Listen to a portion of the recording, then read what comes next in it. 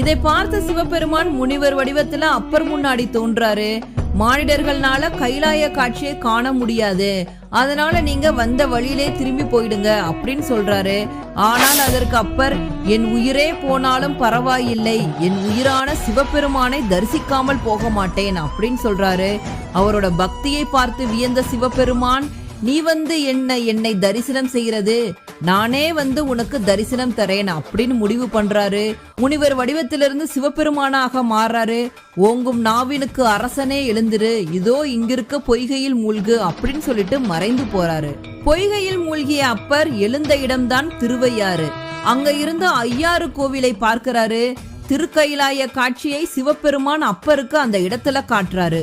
உமா தேவியுடன் வீட்டிருந்த சிவபெருமானை கண்ணார கண்ட அப்பர் திருப்பதிகங்களை பாடினார். இது நடந்தது ஆடி அமாவாசை அன்று. அப்பரோட பக்தியால் திரு கையிலேயே